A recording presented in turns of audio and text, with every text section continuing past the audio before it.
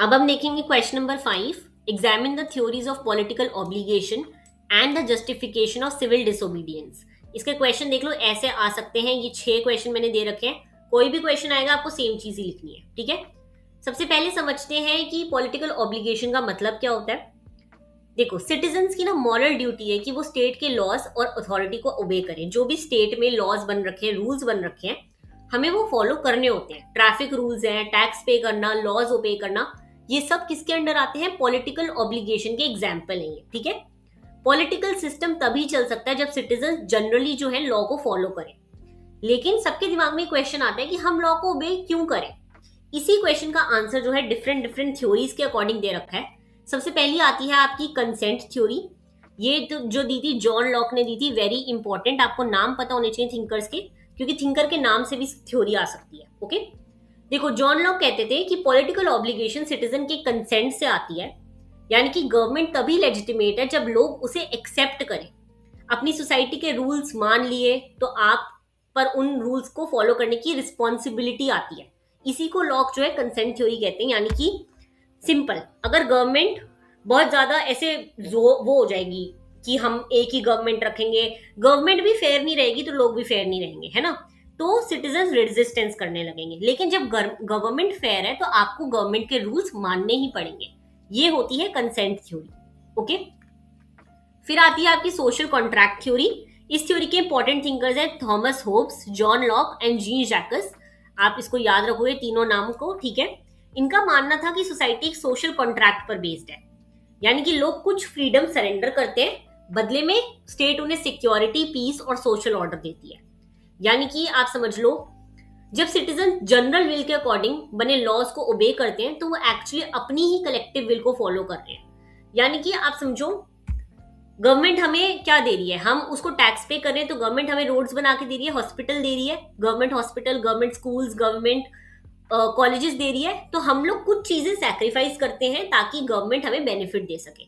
ये होती है सोशल कॉन्ट्रैक्ट थ्योरी। फिर आती है देखो नेचुरल ड्यूटी थ्योरी।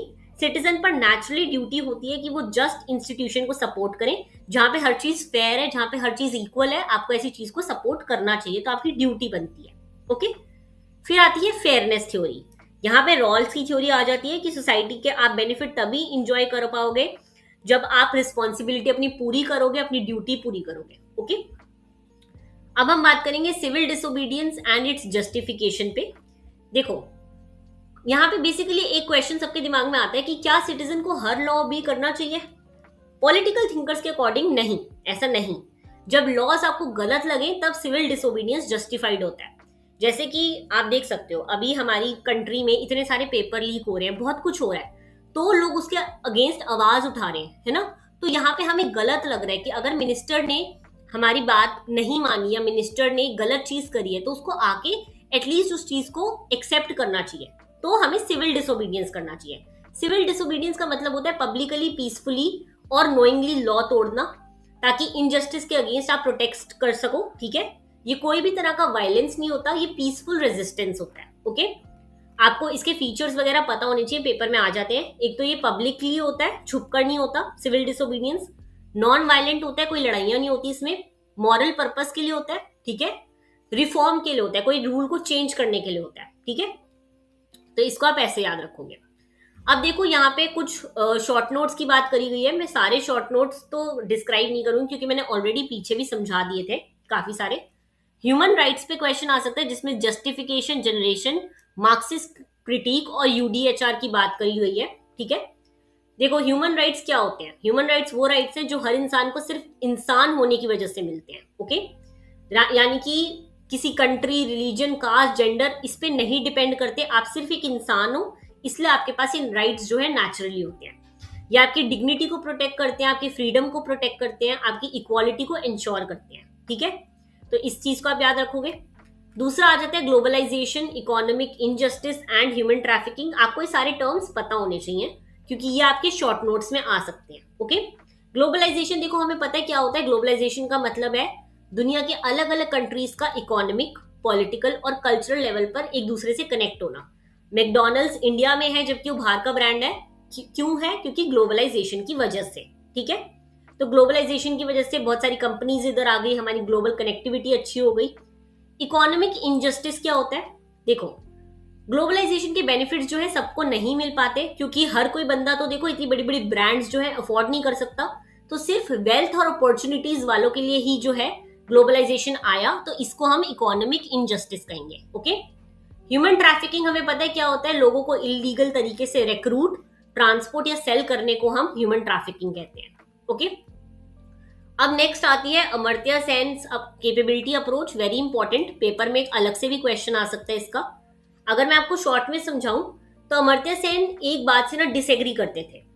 वो कहते थे डेवलपमेंट का मतलब है ज्यादा इनकम और ज्यादा जीडीपी। नहीं, उनके अकॉर्डिंग ऐसा नहीं था। सिर्फ इनकम बढ़ने से डेवलपमेंट नहीं होता। अगर किसी के पास पैसा ही नहीं है, मतलब अगर किसी के पास देखो पैसा है लेकिन एजुकेशन, हेल्थ, फ्रीडम नहीं है, तो उसे हम डेवलप्ड थोड़ी कहेंगे। ओके, तो इसीलिए सेन ने जो है, अमर्त्य सेन ने कैपेबिलिटी अप्रोच दी थी। कैपेबिलिटी का मतलब है एक पर्सन क्या कर सकता है और क्या बन सकता है, यानी उसके पास रियल अपॉर्चुनिटीज कितनी है। जैसे कि दो लोग समझ लो, दोनों के पास 1000 रुपए हैं, लेकिन पर्सन ए जो है वो हेल्दी भी है, एजुकेटेड भी है, तो वो 1000 रुपए उसके सेव हो जाएंगे। लेकिन पर्सन बी जो है डिसेबल्ड है, उसे एजुकेशन नहीं मिल रही, तो दोनों की इनकम सेम नहीं हुई ना, उसके तो 1000 रुपए वहां खर्च हो जाएंगे उसकी बीमारियों पर। तो डेवलपमेंट जो है इनकम से नहीं आती, आपकी कैपेबिलिटी से मेजर होती है। ओके, इस बात को ध्यान रखना, अमर्त्य सेन की अप्रोच अलग से आ सकती है। ठीक है, फिर हम आते हैं जेएस मिल के कॉन्सेप्ट ऑफ लिबर्टी पर। इनका जो है फेमस बुक थी ऑन लिबर्टी। इसमें इन्होंने कहा था इंडिविजुअल फ्रीडम सबसे इंपॉर्टेंट वैल्यू है, और इनके अकॉर्डिंग सोसाइटी और स्टेट को इंडिविजुअल की फ्रीडम में अननेसेसरी इंटरफेरेंस नहीं करना चाहिए। मतलब अपनी लाइफ के डिसीजन लोग जो जैसे डिसीजन लेना चाहते हैं वैसे लेने दो, एक सोसाइटी, एक स्टेट इसमें नहीं घुसेगा। ओके, इसमें बहुत इंपॉर्टेंट कॉन्सेप्ट आता है हार्म प्रिंसिपल।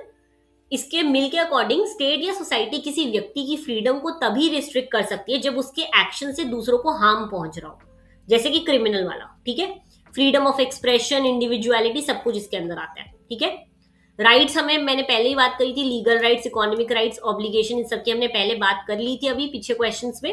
ओके, तो ये हो गया आपका एक तरह पूरा कल के पेपर के लिए रिवीजन। होपफुली आपके काम आएगा कल पेपर में। कल मुझे पेपर के आने के बाद जरूर बताना कि इसमें से क्या क्या आया था, और अगर आपको ये पीडीएफ चाहिए हो अपना रिवीजन के लिए तो आप ये परचेज कर सकते हो मेरे से टेलीग्राम पे जाकर। आप नीचे दिए गए लिंक पे मेरे को टेक्स्ट कर सकते हो इस पीडीएफ के लिए। ओके, बाकी all the very best for your exam tomorrow. मिलते हैं नेक्स्ट वीडियो में। Thank you so much.